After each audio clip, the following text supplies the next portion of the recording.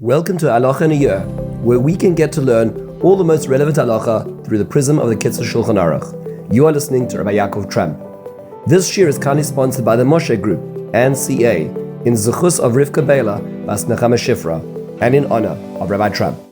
Today takes us into a new level of learning in the Kitzur. We're at Mem Zayin, the 47th chapter, in which we're going to deal with wine of non-Jews.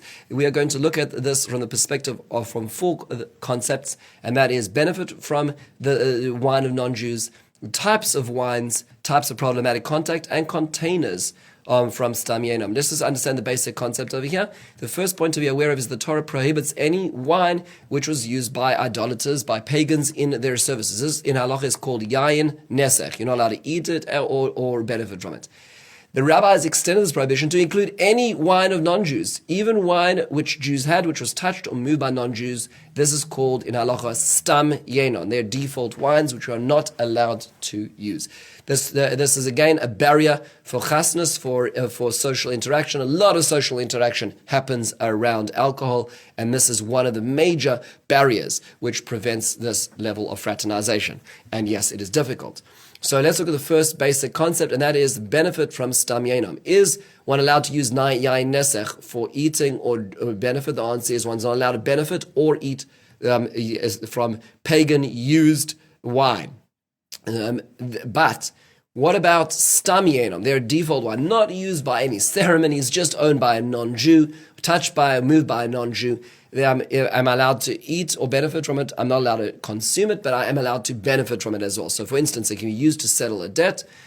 Can one trade in non-kosher wine or non-Jewish wine? The Kitzur says technically yes, but it's the best idea to be machmir not to as well. Can it be used for its therapeutic properties, not for consumption? The Kitzur said yes, but for an ill person. Sometimes they use these at the Beit HaMerchatz, at certain spas. They would use wine, and so non-Jewish wine would be able to be used for that benefit as well in a case of a choile.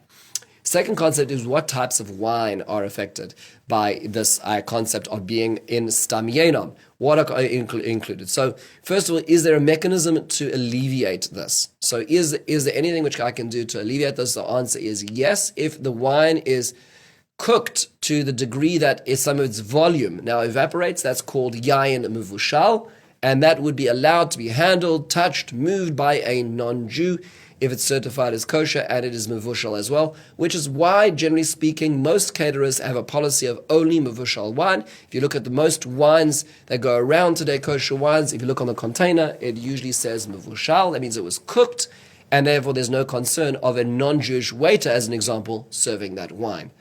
What about wine where vermouth was added? So vermouth is a type of aromatic flavoring, which helps enhance the color and the flavor. So the Kitzur says that is still considered wine unless it is mevushal and it is a problem.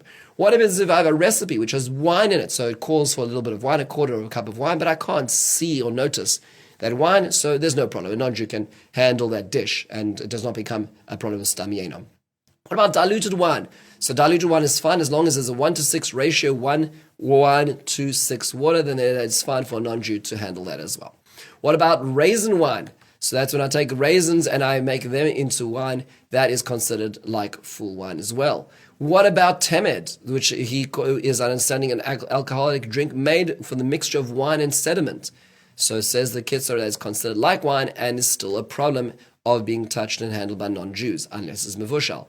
What about wine vinegar from kosher wine? So if it is strong enough that, let's say when I pour it, it bubbles when I pour it, that's considered as if it's fermented sufficiently no longer to be wine and is no longer susceptible to Stam Yenom. What if I have Stam Yenom? So let's say a non-Jew touches kosher wine, it becomes Stam Yenom, and now we make it into wine vinegar. Is that all right? The answer is no. Once it becomes osur, you can't use its byproduct as well. What about brandy? What about brandy made from Stam Yenom? So I have wine which has become asr because a non-Jew was involved with it, and now it is, I use it to make brandy. The answer, in that case, it is like the wine and is asr. But what happens if I make brandy from kosher wine?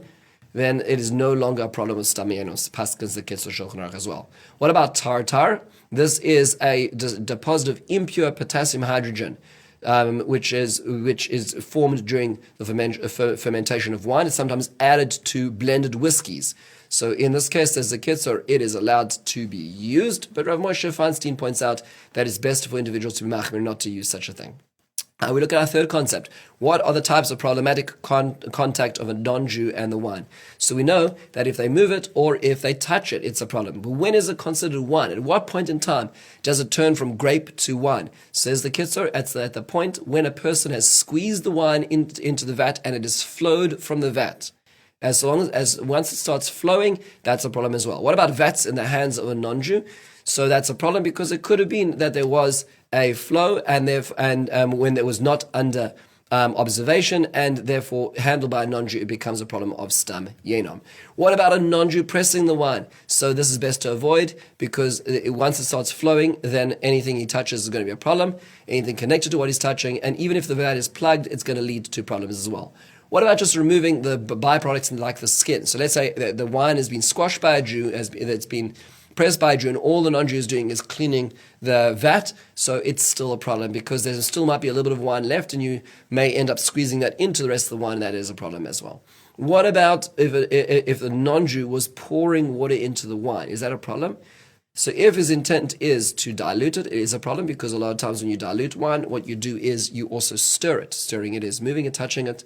That's a problem. But if it's just to add a little bit of wine without the intention of dilution, it is fine. He's not touched the wine. What if he's wearing gloves? That is still a problem. So it doesn't help that the waiter is wearing gloves.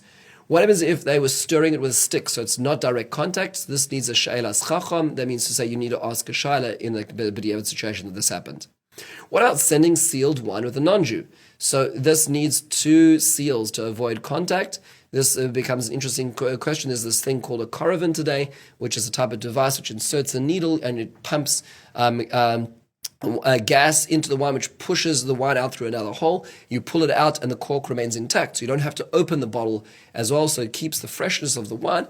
If you have that in the house, that's a problem because then that's a seal which essentially can be accessed by anybody. Nobody really has a way of knowing if, in fact, it was poured or touched or handled by a non-Jew as well. So that would then render the seals useless. What about a Jew who works for a non-Jew? So the non-Jew owns the company producing wine, but the Jew is producing a particular line of product. Is that a problem? So the Kitzur says it might be even more problematic because the 2 seals might not work because who's the one who has the seals? Who's the one producing the seals? Is the non-Jew. So the seals are meaningless in this particular situation. Finally, last concept is containers with stam yenom. So let's say that I have a container of wine and it was touched by a non-Jew. Does that affect the container? Does it make the container treif? So let's start. If we have a transition container, so let's say it's poured into a jug and that jug is used to pour it into the bottle. A funnel as an example, so it's not there long term. Does it create an issue? So it needs to be cleaned 3 times and we are set. What about if what if they are sealed? So let's say that container that's being used for transfer is sealed. So it's a problem because if it was sealed with pitch is absorbative and therefore maybe more complicated to kasher. What if we're dealing with not a transition vessel but a vessel which is used to hold it for a number of days? How do I kasher those? So the machmirim say because kavush k'mevushal, if you leave something to soak for more than 24 hours, like you cooked it in it, that would mean that container would really need hagala, which means a full boiling water, hot water, and a whole business. However, there are meikilim. There are those who are more lenient who say that you can have what's called miloi ve'irui gimel pa'amim, which means you fill it up with water. Once it's clean, you fill it up with water for 24 hours, pour it out. After then another 24 hours, another set of water, and then another 24 hours, another set of water, and it should be fine. The Kitzur said it is best to be machmir unless necessary. What about glass containers? So the Kitzur says glass containers don't absorb as much, and therefore there's not a problem. One can just wash them out 3 times. What if it was a regular vessel and the wine was poured out, but then the non-Jew touches it while there's still a little bit of residue on that vessel? What do I do in that case? So in that case, it can just be cleaned 3 times. What if there was heat involved in this whole business? Then it needs real hagala because if there was heat involved, then there's a concern of absorption into the walls. What about the utensils of a wine press? They aren't having 24-hour storage of the wine. Says the Kitzur, you need to ask a shaila because we're more machmir because they're handling the wine all the time. And finally, what if it was used for cold? It was cold contact, and then it was came in contact with stam yenam, but they were not kashed. Does time help? So let's say I was using it in cold context. I did not have heat. It was touched by a non-Jew, and now I just put that container aside, forgot about it on the mantelpiece, and now it's 12 months later. Is there an issue? Says the Kitzur that after 12 months we're not concerned anymore. We assume the wine has evaporated and it does not need to be kashed in this case if there was no heat involved at all.